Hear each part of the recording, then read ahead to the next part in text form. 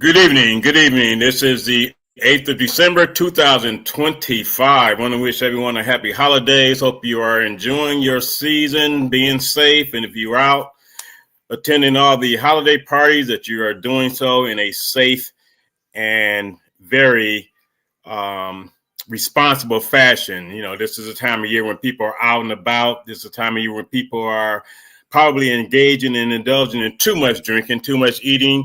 Just be careful and take into consideration that if you are not able to drive, hand those keys over to someone else, because of all the free flowing spirits at some of these parties. We often, I don't drink, but those of us that do drink, we often indulge too much when the spirits are free. On that note, I want to welcome Stuart to the show, Stuart Boswell, former partner when we had the show on Cats Entertainment Radio.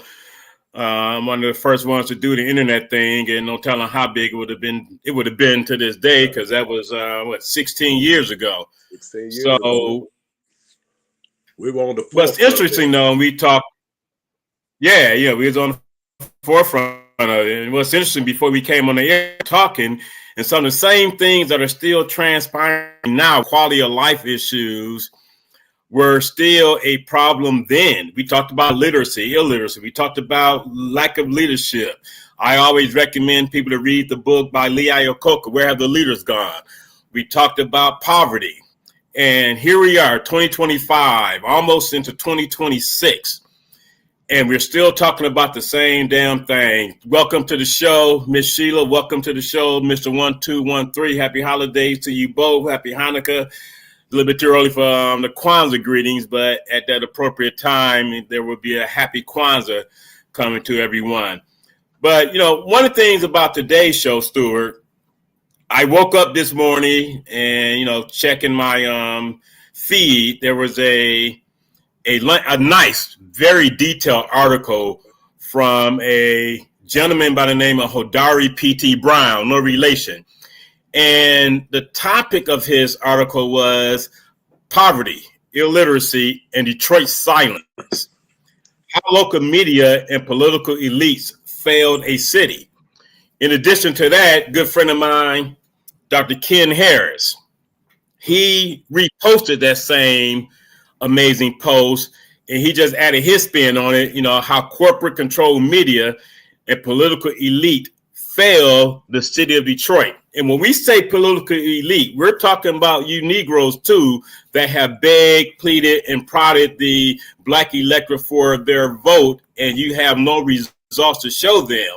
And I say that because illiteracy, as well as poverty, abject poverty in the city of Detroit, is no different today than it was 30, 40 years ago. So what exactly are these elected officials doing for the citizens?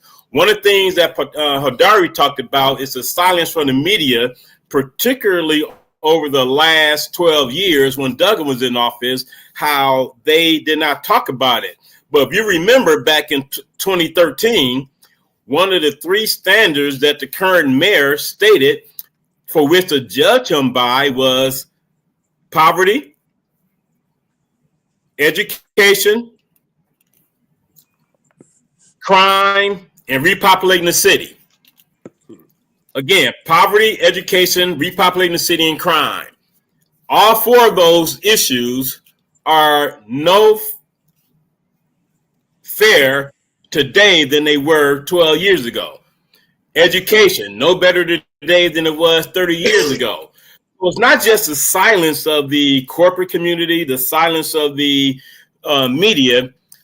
I'm also going to hold Black people accountable, because why has there been a silence? I say it all the time. March the 5th, 2017, when I read an article in Detroit Crane's Business Magazine about a 12th grader reading at the first grade level, I specifically wrote an editorial talking about the deafening silence and the lack of outrage.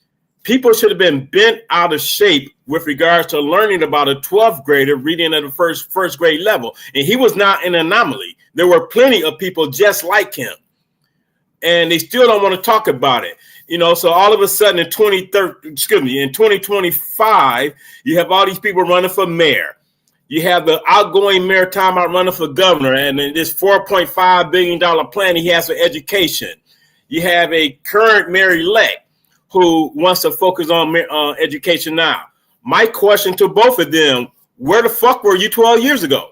Because education is no better now than it was 12 years ago when they first took office. And again, I'm going to repeat, one of the men of Mike Duggan, who is now putting together a $4.5 billion plan for education, was improving education in Detroit.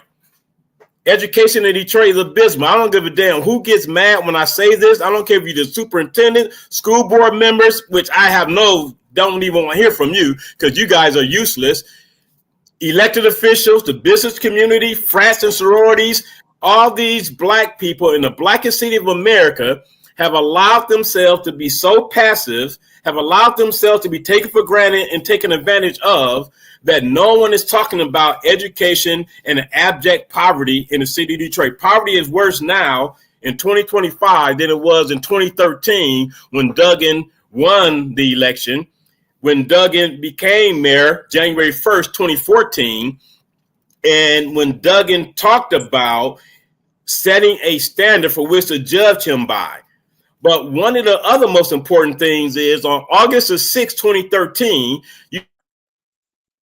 illiterate cities in the country, but all of a sudden motherfuckers became geniuses and learned how to spell Michael Duggan right? Now, Eric, when you talk about education and you talk about poverty, how can you solve poverty without solving education? They both are intertwined with one another. If you fix education, you will fix poverty.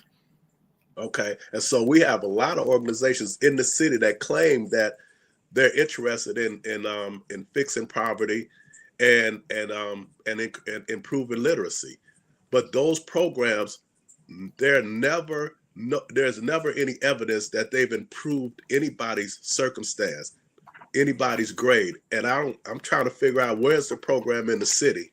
Since you always talking about literacy, where's the programs in the city that has measurable results that people go to them and they actually improve?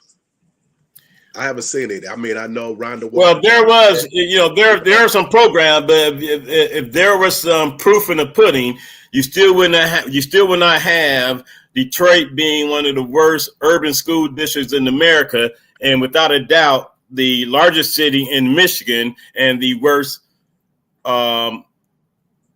standardized scores. So it doesn't add up. So either a lot of money is being wasted or a lot of people are getting rich on the backs of promises to do better by these kids. And it's such a shame. You know, one of the things that Hodari wrote about was, for more than 3 decades, Detroit has lived with one of the most devastating crises any American city can face: widespread illiteracy. Not low reading scores, not minor educational gaps, illiteracy. It is a problem that has been openly discussed in the early 1990s when many Detroit students, including myself, he talking about himself, were in elementary school. Back then, the conversation was blunt and unavoidable. Detroit schools were struggling, families were struggling, and the city's literacy crisis was recognized as both real and urgent. Yet somewhere along the way, that urgency has disappeared. So what do you think? Well, for me, as a parent, parents want education opportunities for their children. But what I find is that a lot of the establishment, they want to decrease the amount of opportunities that we have as a parent. You know, especially if it's a public school, Detroit public school system. They don't want charter schools. They don't want private schools. They don't want you to fund.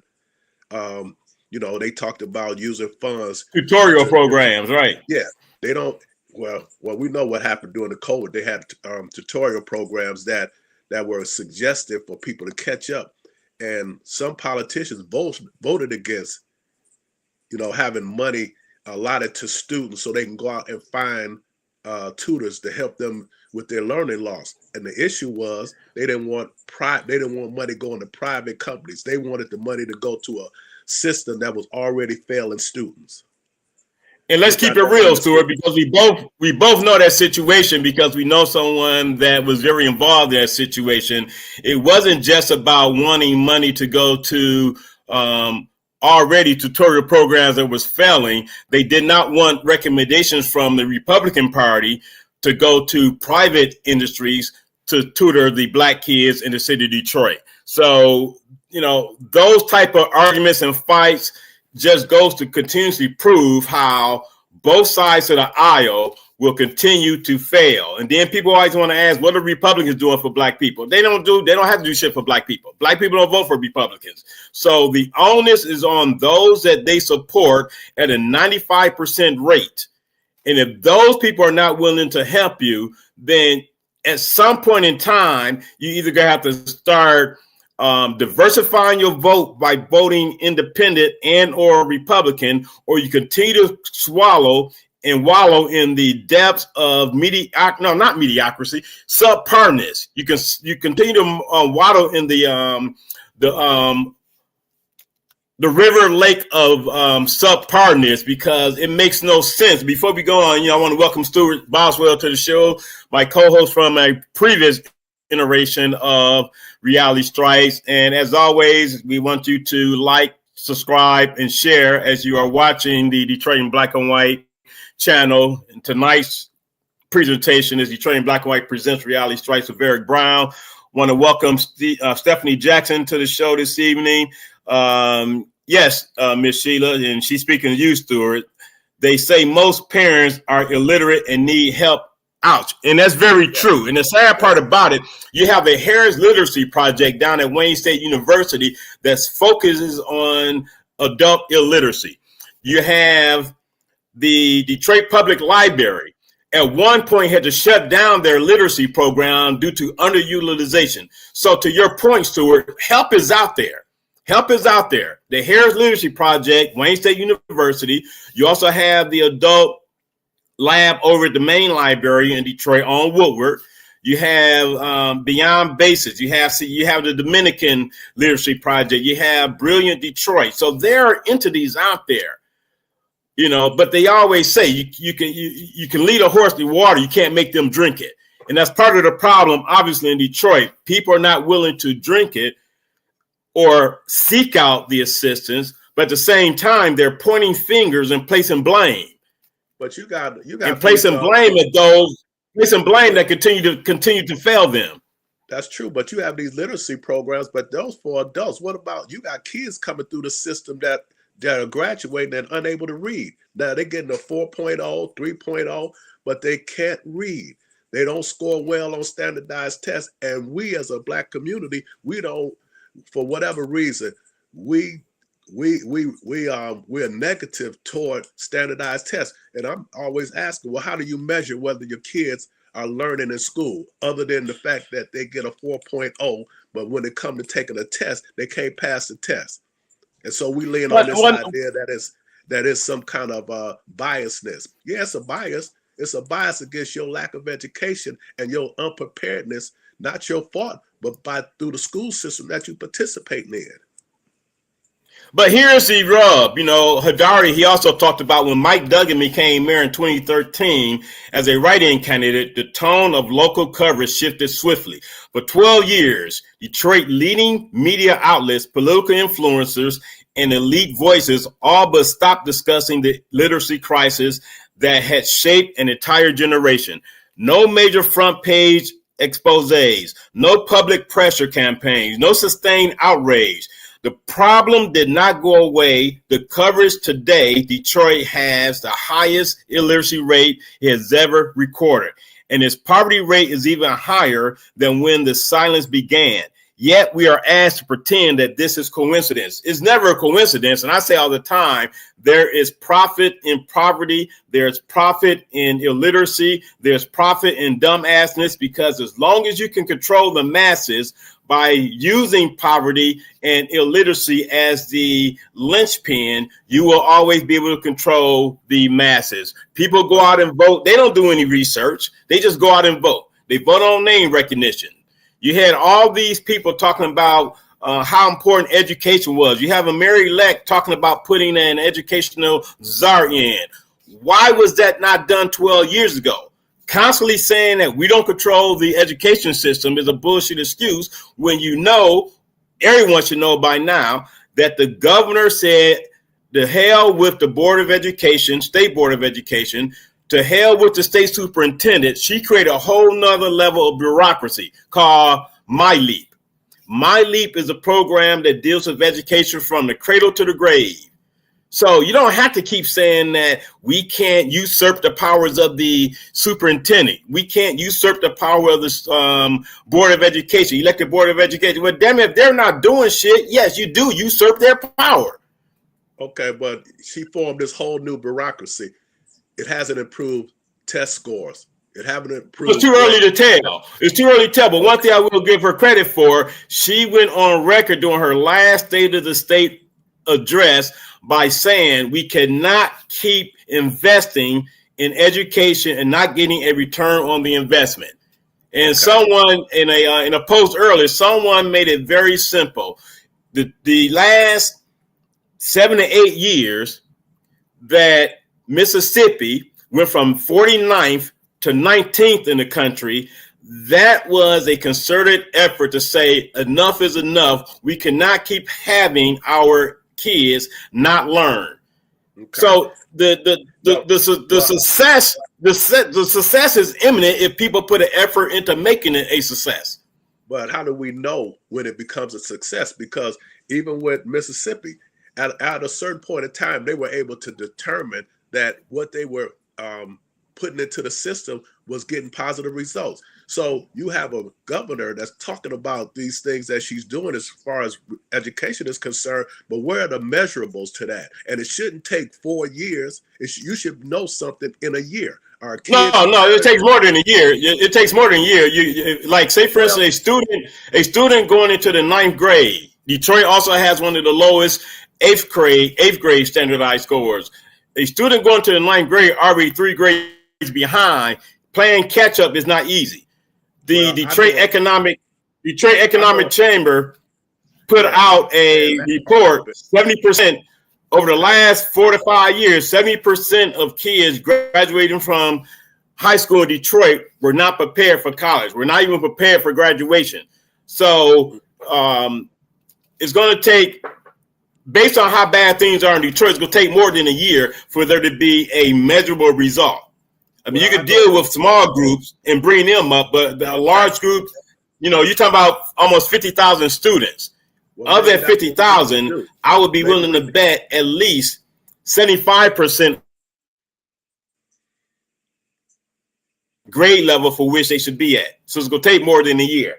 Maybe we need to break it up in small groups then, instead of trying to do a whole, maybe each school should be measured on their own. Because I know of a program that took kids over the summer and was able to measure results at the end of the summer, that it was vast improvement in their educational outcomes. So this whole idea that we got a bureaucracy that we can't find out what's going on with it until some years pass. Well, what if it's not successful? How do we judge that while it's going on? Who monitors that? And that's the issue. And so the monitoring is based on increased test scores. The monitoring is easy based on increased test scores. You look at T-Lab, and look at Horizons Overbound Cranbrook. You have people in those programs that are already exceptional students. So, programs like that are an exception. You don't have 50, 60, 70, 100, 200 people coming in all at once at a very low level. You already have successful students that are in programs to become more successful. So it's easy to monitor those students. It's easy to monitor students who go to Cranbrook. But I don't know about Upward Bound program, but I know T-Lab don't always get exceptional students. They create exceptional students. They get students that score 12 on their ACT. And by the time they leave, within a year, they over 20. And so but you're still doing it in a smaller group. You have to realize Classrooms in Detroit sizes are anywhere from 30 to 35. So it's, and then you have, when you co-teach, you have 60 students in the classroom. So it's not easy if you have 60 students and 75% of them are below levels. You only have 2 teachers. You might have 2 paraprofessionals. It's not as easy, but the willingness to learn has to be there as well. T-Lab and Cranbrook have students with a willingness to learn. Well, more than anything else, it's a parent thing. You got students. Yeah, that part too. You have parental engagement. Someone said that, Miss Sheila, parents are embarrassed to get help. They rather let the children learn to teach the parents, and that's a sad statement. Well, I look at it like this. I used to, when my daughter was young, I thought, I was wondering why more parents weren't interested in education. But when I went to DAPCEP, the enroller in DAPCEP, and I saw the line around the corner trying to get their kid in the DAPCEP program at Cobo, then I realized there's parents out there that really want their kids to have opportunities. They just don't know where those opportunities are. And then if they're in the program, they don't know whether those programs have measurable outcomes for their kids, that measurable positive outcomes. They don't know. But parents want answers. But we got gatekeepers in this city. Well, that speaks to the failed leadership, Black leadership, because you don't need the media all the time. You have enough organizations that should be able to disseminate information to the parents. Because you're right, a lot of parents do want to do better for their children, but they don't know where to go. But you have to have, they will have a chicken and spaghetti dinner come election time, come election season, but off season, when there's not an election, how many of these elected officials are having programs such as DAPCEP or co-sponsoring programs with regards to DAPCEP? Oh, we're bound at Wayne State. Oh, we're bound at Oakland University. Oh, we're bound out at Cranbrook. Oh, we're bound at Central Michigan University. There are opportunities out there. Yes, the big thing is Tech Saturdays. I forgot the full name of it. You're talking about Tech Saturdays over at the new facility, Michigan Central, off Michigan Avenue. So you have programs like that, but those are the shiny objects. It's no different than the Rhonda Walker Foundation, no different than Midnight Golf. Those are the programs people want to be around and involved with. I'm talking about the so-called leaders to say that they're doing something, but you still leaving behind a very large percent of the city. Maybe about 90% of the city. And not everyone in the Tech Saturday, not everyone in Midnight Golf, not everyone in the Rhonda Walker Foundation program, not everyone in the fraternity sorority groups. Not all those kids need the assistance. A lot of these kids don't need it. But a lot of those kids do need it. Those kids that are in those organizations. The ones that need it are not the ones there. That's my point. No, even those people need it. Even those people need it because they're in these organizations with this whole idea that they're being elevated. But the reality is, if you test them when they get there and you test them when they get out, they have not improved and they're still not college ready. Because my friend was up as, executive at a college, and he was talking about these kids from Detroit coming from Cass, coming from Renaissance, coming from these schools and aren't prepared still. They got the high GPAs, but they ain't prepared for college. And if you look at the results that just came from the ACT, test scores from Blacks went down again, and less than 5% or less than 6% are college ready. And that's just like when you was in a hospital, when you're in the hospital, me, you, and Glenn, and Lord bless his soul, he's gone on to be with his Lord and Savior. When we were having a conversation when you were in the hospital, some of the stuff he was telling me was just appalling from the standpoint of how are these kids making it out of their communities into these colleges. Yeah, we all know that colleges, particularly public colleges, are a business. Let's not fool ourselves into not thinking that, but it's doing a lot of these kids a disservice because they're just there taking up space. Yeah, but that's the one thing about Glenn that I would say about Oakland University. That's why, some of these kids they come and they unprepared. But one thing about that school, they will wrap their arms around these kids to make sure that they get the resources that they need so they can be successful up there. And I think a lot of times when we send our kids to college, we should be making sure we send them places where they can be successful, where somebody, they can go somewhere and get help from somebody to help them navigate college. And a lot of times we so enamored by the shiny object. We sending our kids to school and we send them to places that they cannot be a success at, and they need to go somewhere else.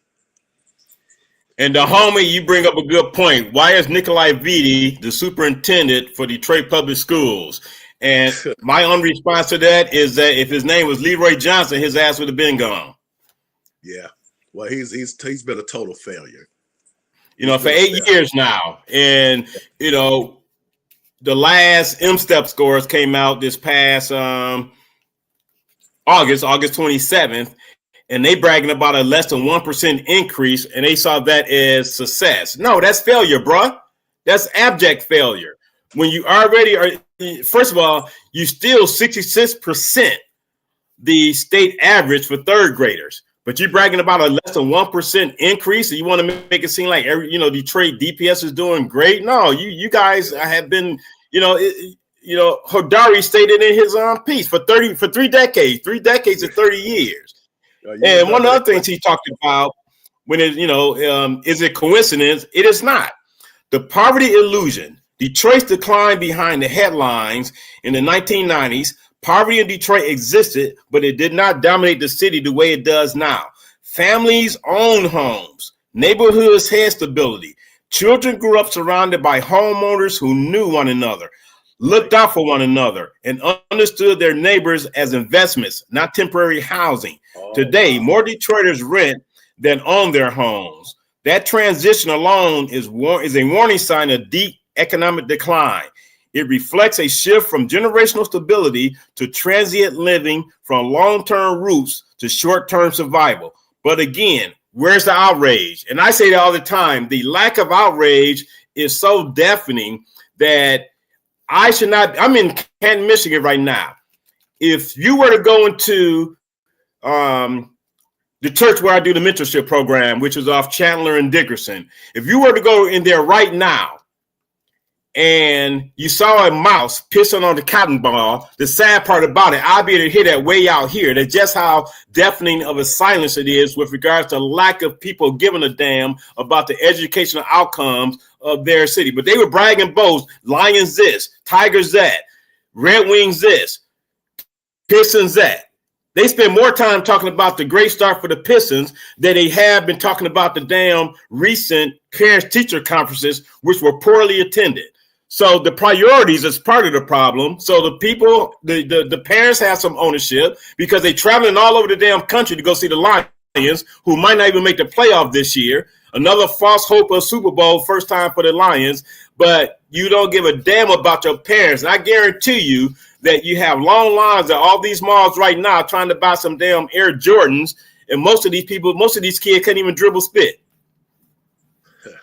It's funny, man, you say that, because every time I ride down the street past Baldock Park, the cars line up on both sides of the streets for cheerleading practice and Little League football. But then all of these programs, they hit them with this false idea that these are programs that has an educational bent to it. You know, we want your kid to participate, and we're going to incentivize them. The football is the incentive to get them to become educated or to expose them to education. And what ends up happening, everybody thinking that they have a son or a daughter that's going to make it to the pros. And like you said, the education part, man, we're not that interested in that because we don't elevate that. And if we elevate education like we elevate sports, then maybe we might do something, because we can excel. And it's interesting you bring that up, Stuart. It's interesting you bring that up because kind of sort of sports and education go hand in hand.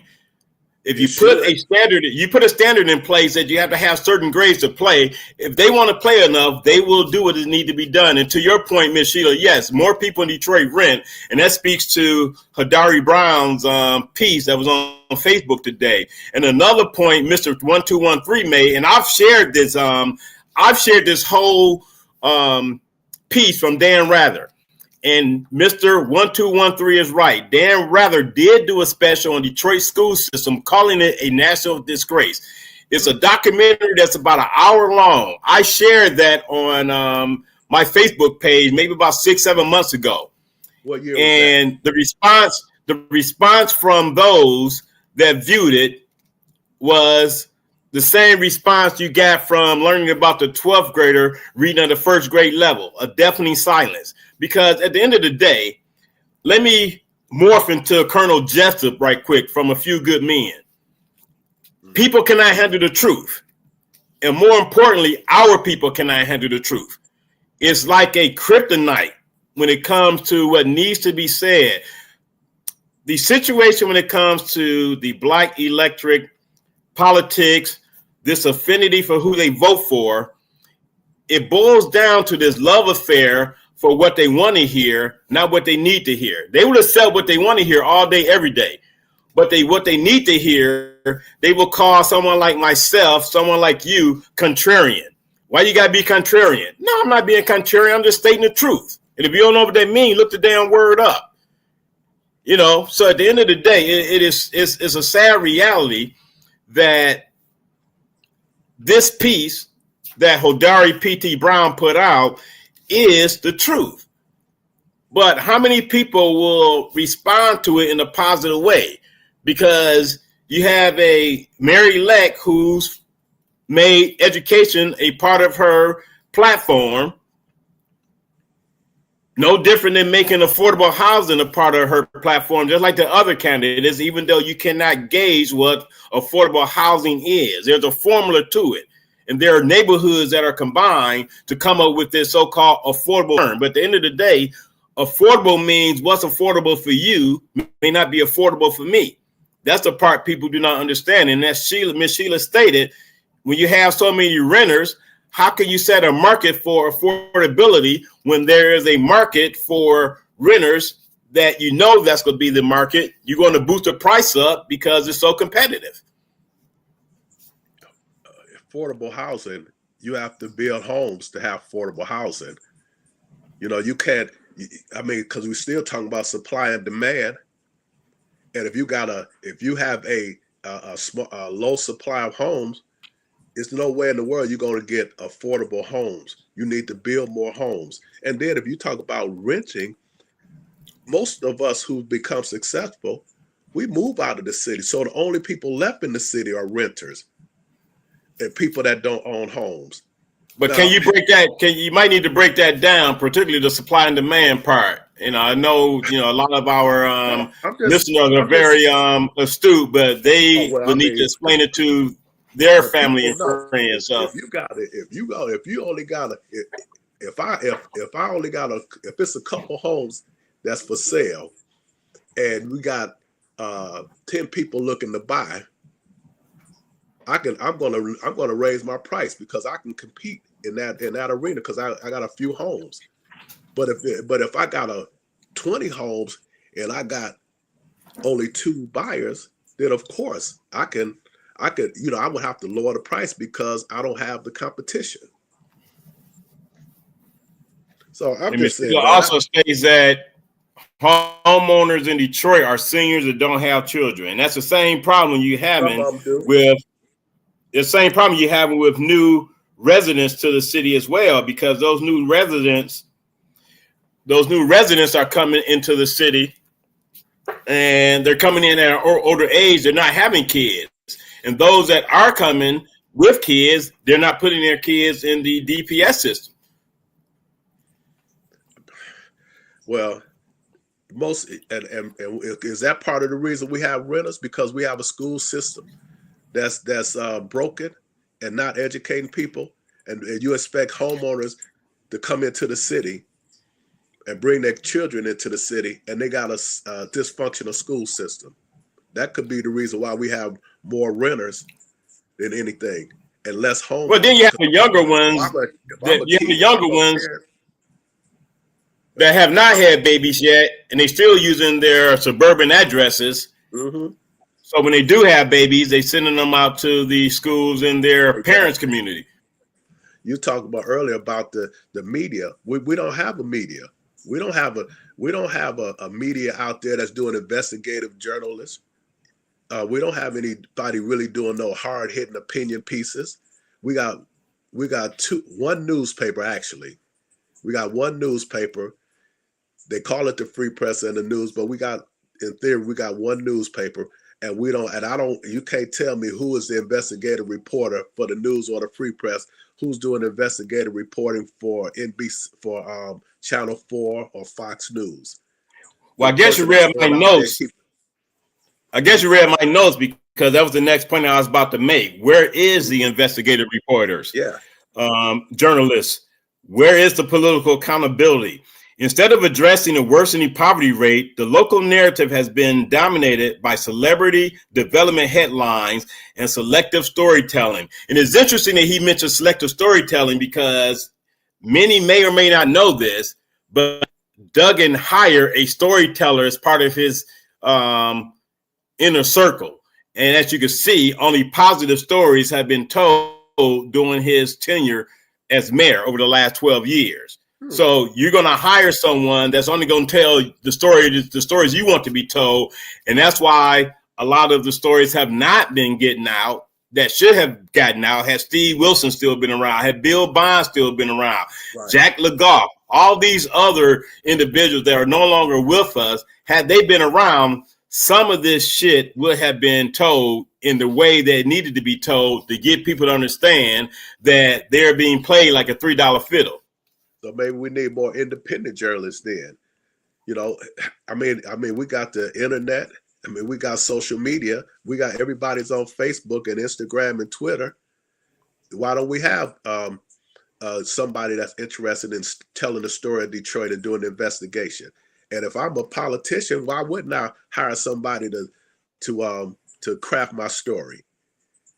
But Duggan is. Well, the problem with having someone to craft your story, they're only crafting it in a positive light. You're not getting, you're only getting the good. You're not getting the bad, and that just goes to, just like what someone stated, or not someone, Hardari stated, the deeper Detroit falls, the louder the cheerleading becomes.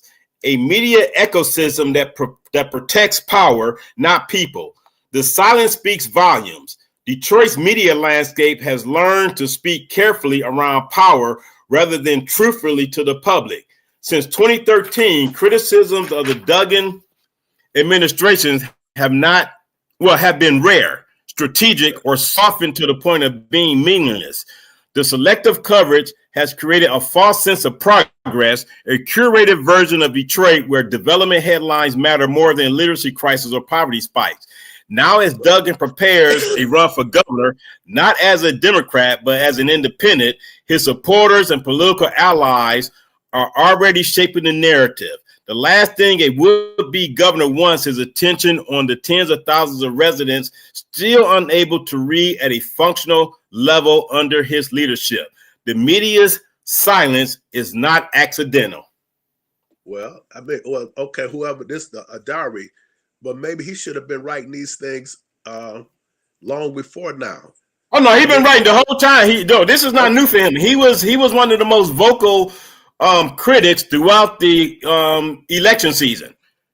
But again, you send stuff to the news, they decide what they're going to put out. So that's why people have to go on the social media circuit to write stuff like this. The media dictates, based on what they have been told by the powers that be, what type of stuff will be relayed to the people so they can view it online or hard copy. So throughout the whole campaign, he was very dogmatic, particularly related to the eventual winner. He spoke about things that no one accepted. I've never heard of him. I haven't seen anything on social media about his criticism of the past election of the mayor-elect or anybody that was running. I didn't hear those criticisms. And the whole time he has been. That's why I follow him, because he has been. He's been very vocal. One of the few that has been very vocal throughout the primary season and the general election season, and he's already started his vocalness as it relates to the gubernatorial and senator campaign here. Okay. I'm about to follow him because I've never heard of him before. And Yes, that's HODARIPT Brown, like the color. okay. And for anyone that's listening that want to follow him, it's HODARIPT Brown. And he would have joined me this evening. He joined us this evening, but he was a little bit under the weather. Yeah, okay. Because it needs to be a brighter light on him if this is what he's doing, because we don't have anybody in the legacy media doing that. So we need people like him, and he needs to. Well, even with Charlie the Duff put stuff out there, but they dim his light as well when it comes to the truth telling that he does. ML Elric, they dim his light with regard. Again, if they don't want to hear it, they're gonna do whatever it takes to dim the light of the truth teller, so to speak. Well, and again, I think that's Miss Sheila. You can follow him on Facebook, HODARIPT Brown. You look for him, you search for that name on Facebook and send him a friend request or a follow request, because you don't have to do a friend request. You do a follow request as well. And if you look him up while you're on right now, you will see some of the things he's been saying throughout the campaign season, Stuart. Okay, put that in the chat. And even as far as this, one of the things that he speaks very poignantly about. What this says about trust. When a city's most painful and defining challenges are conveniently ignored, downplayed, or transformed into political talking points, only when power shifts, the community loses trust, not only in leaders, but in the storytellers who are supposed to hold them accountable. Trust erodes when illiteracy rises, but receives no consistent coverage. Poverty deepens, but is framed as a minor statistic. Political ambitions overshadow public suffering. Historic milestones are celebrated without honest conversation about inherited crisis. Media outlets treat truth as optional when it conflicts with preferred narratives. That speaks to what you just got through saying, Stuart. Well, he definitely has his hand on the pulse, or his finger on the pulse, but we have to make sure that his reach is a lot broader, because that's the kind of opinion that needs to be really focused on and really promoted. But like I said, I've never heard of him at all, but I will pay attention to him for going forward. Well, part of the problem that you did not hear a lot about him during the previous campaign is that he was not a supporter of the anointed person. So anyone that was not a supporter of the anointed person did not get a lot of play.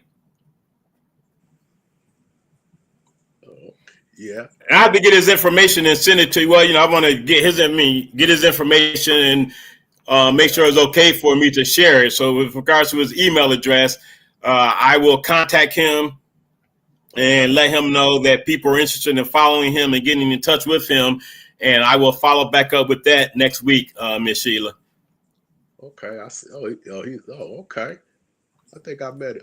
Okay, all right. And then another thing he spoke about: Detroiters are not naive. The silence has been heard. The avoidance has been seen. The narrative management has been felt. Detroit deserves not manufacture storylines. The city of Detroit cannot fix what it refuses to face. Literacy matters. Poverty matters. Housing stability matters. These are not secondary issues. They are foundational to a functioning city, a healthy democracy, and a future that includes, not excludes, Detroit people. For 12 years, Detroit has endured a blackout on its most pressing issues, and elite voices have decided what is acceptable to discuss and what is not. That is not journalism. That is not leadership. That is not service. Detroit deserves better. Detroit deserves media that investigates, not ignores. Your point, Stuart. Leaders who confront the truth, not bury it. My point for the last 50 years. Narratives that reflect reality, not political convenience.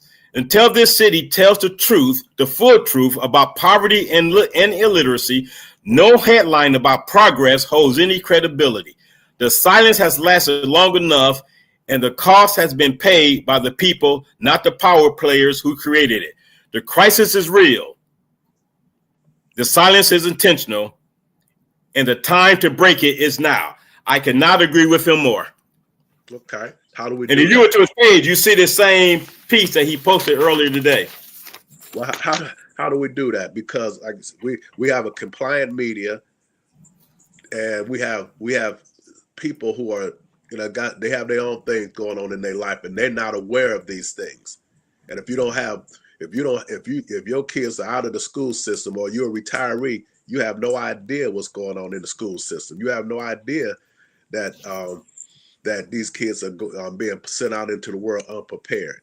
So how do we do this? If we don't have a media who's supposed to inform people, if we have leadership, we don't have leadership. We don't have statesmen. We have politicians who go with the wind. They say what gets them elected. They're not caring about, you know, what's in the best interest of their citizenry. If they did, they would tell you the truth, but they don't. So they don't tell you the truth. They tell you what you want to hear. So how do we do that? Part of the problem, you have to, or we have to find more people that are willing to say what needs to be said, willing to be unafraid to say what needs to be said, and willing to get crowds of people together that are not just simply going to fall into the same old of going along to get along. And as Miss Sheila said, big money, again, it's big money Dan's dealing with the poor. And it's not just dancing with the poor, it's taking advantage of the poor, because, again, there's profit in poverty. You know, I saw a documentary about a month ago called Poverty Incorporated. That was the international version. The American version will be debuting next year in 2026. And I've seen the highlights of it already. Detroit, St. Louis are two of the cities that will be featured prominently. And people will be able to see for themselves, because so many people continue to be clueless, that poverty is a very, very, very profitable business. I don't know why people don't see that. I don't know why people have not waken up from that notion, but it's the silence from the corporations, big business, big money people. The silence speaks volumes as to be able to prove it's a profitable business. I'm gonna ask you this. How do we make these problems? How do we make these problems disappear? How do we get them to change when we're slaves to a party? We're slaves to one party. And so, and if you're talking about us coming together, changing that, talking about truth. Changing that mindset is going to be the most difficult thing to do, because remember, back in 2012, one of my recommendations was that the Black electorate either sit out a presidential election cycle or vote other than what they're used to voting for. You know, people want to act like we talked about that. People want to act like that suggestion was the most outlandish thing, because I tell people all the time, when someone ridiculously asks me, well, what is the Republican Party doing for you? I say not a goddamn thing, because they don't owe you anything. That's not who you're voting for. How do it's no different than you had a baseball football team, Stuart. You don't shop in this store, but you go into the store to ask them to be a sponsor of your team. If I'm the store owner, what probative value would I have to be a sponsor of your team where you're not even a consumer of my store? You're not even a patron of my store. I'm going to tell you to kick rocks. I'm going to say good luck to you. I'm going to wish your team luck, but I'm going to tell you to kick rocks. So this notion of people saying the Republicans are not, first of all, we got to get away from this two-party mentality of foolishness, because at the end of the day, neither one of the parties serves the best interest of no one. I don't care if you're a Republican. I don't care if you're a Democrat. You cannot tell me, if all you fools that vote straight party ticket, be it straight party Republican, straight party Democrat, you're wasting your vote. That's a wasted vote, because there's no way you could tell me that the ideology of either or party fits completely with your ideology. So going in there and then it's nonsensical in 2020, 2024, vote blue no matter who. That's the most ridiculous shit in the world too. Well, I'm gonna just go into a ballot box and vote blue because somebody's a Democrat. When I see for myself, somebody put in here about how Jocelyn Benson is doing well in Pontiac and Dearborn. Who gives a damn? What is she doing for the black community? So encouraging people to vote for her because I don't even know what she's done for Secretary of State. So she won't be getting my vote. Same with governor. It's at the end of the day, what makes her to be the front runner for governor on the Democratic side? You got a white woman that so many of these black people love, gifting her Gucci glasses or whatever they call them glasses, acting like she the best thing since sliced cheese. But her lieutenant governor, a black man, is not good enough for you all that you just gonna fall in line to vote for another white woman to become governor because she has a D after her name. I'm not rolling like that. Garland Gilchrist will be getting my vote in the August primary. So is Garland Gilchrist, is he being supported by his governor? What is she? Her comment when he announced after both Mike Duggan and Gretchen Whitmer used him, her comment was, when was the last time a lieutenant governor won the governorship? I said to Garland Gilchrist, I was at this one event, I said, bruh, you need to just go rogue and say, fuck these Democrats. Just go rogue. You don't need their endorsement. If they're not willing to support you, you running. A lot of people don't even know you're running. And then the governor who you helped get elected go say some bullshit like that. Come on. He gonna go rogue and go what? Run as an independent? No, not run as an independent, but go rogue and don't depend on the Democratic Party for the support. All right. Just run as a Democrat and run your campaign. You're gonna have people that's gonna support you. But and if people think that Governor Whitmer did so well, how you going to just excuse him when he helped her get elected?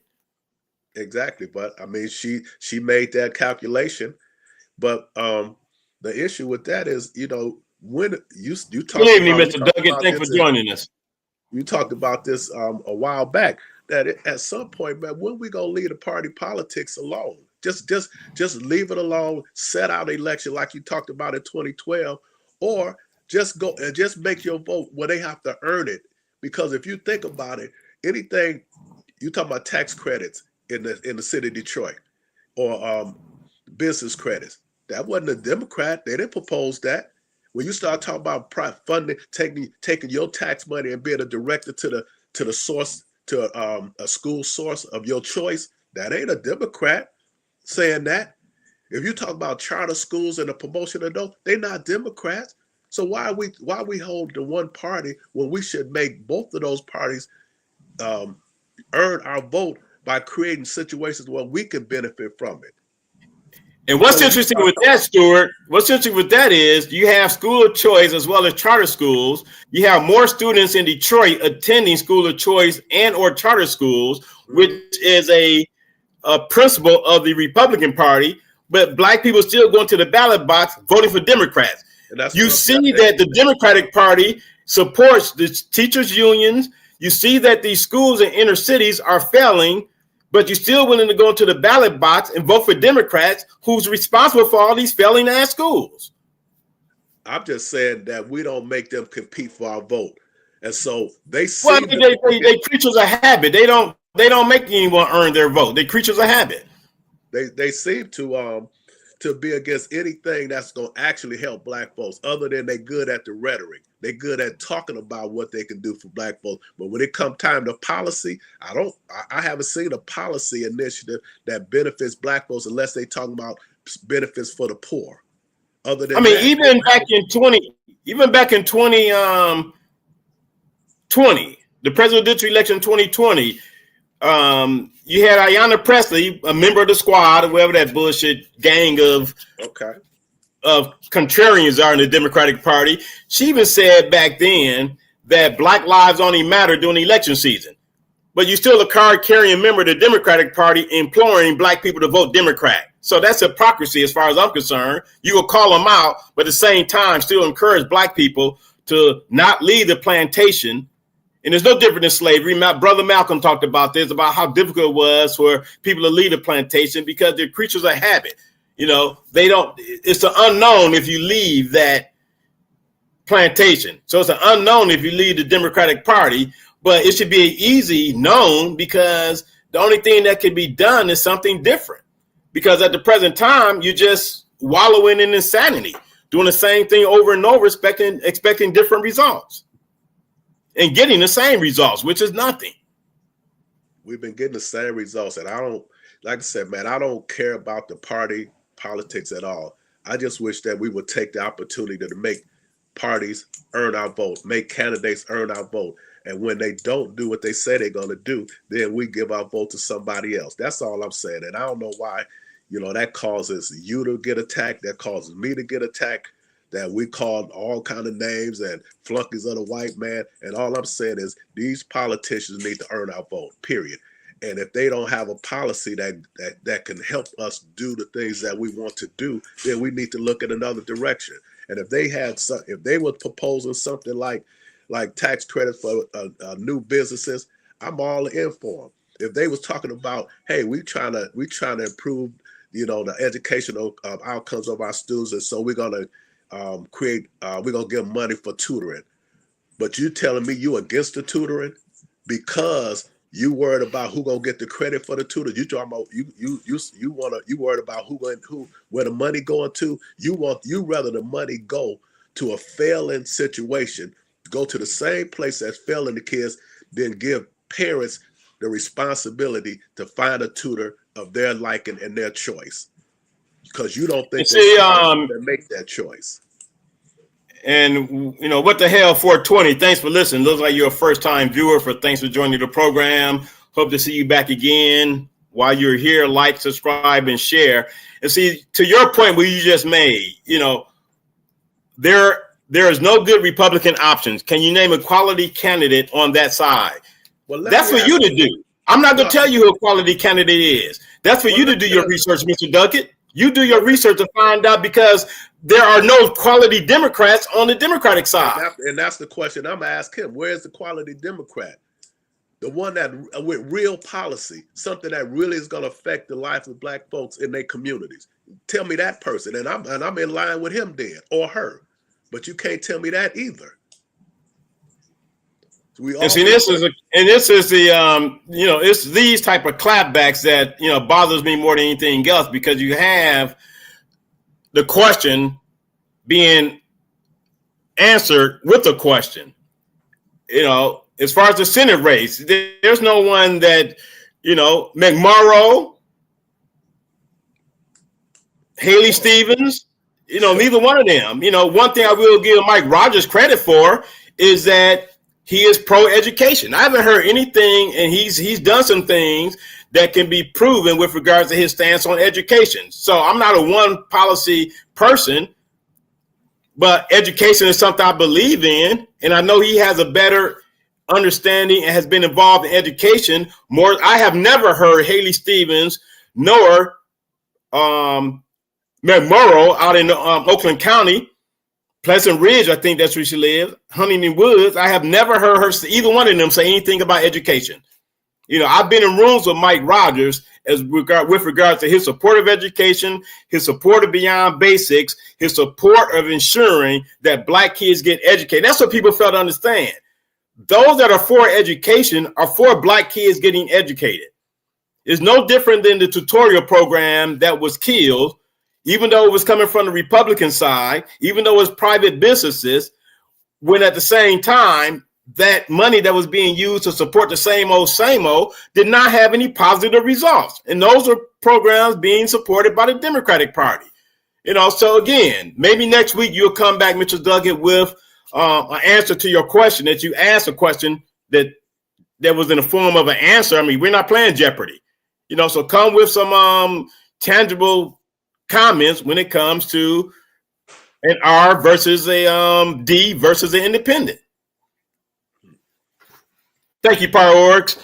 And that's what people need to understand. At the end of the day, it's about the person. For me, I get less than a damn about the party. I will never be a card-carrying member of either party.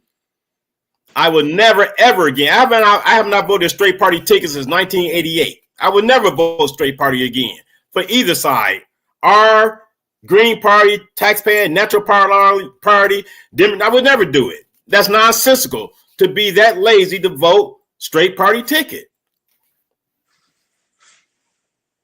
We'll be coming up on 9:30. Again, I want to thank all the viewers for joining us this evening. The topic, without a doubt, was something needed to be talked about because, again, the silence when it comes to poverty and illiteracy in Detroit is sad.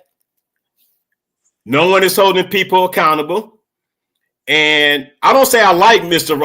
Rogers. He has some interests of mine that I believe in. Let me clear something up. He has an interest of mine I believe in. I'm all about education. I was just asked to be on an initiative in the city north of Detroit. I don't live in that city, but people respect my passion for education. And it's not about who all is on the committee. It's about fixing that community when it comes to education.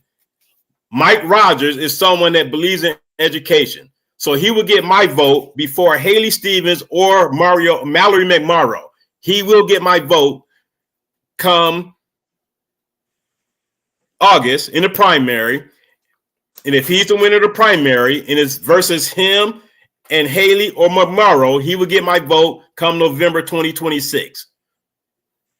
There's no debate for me when it comes to that.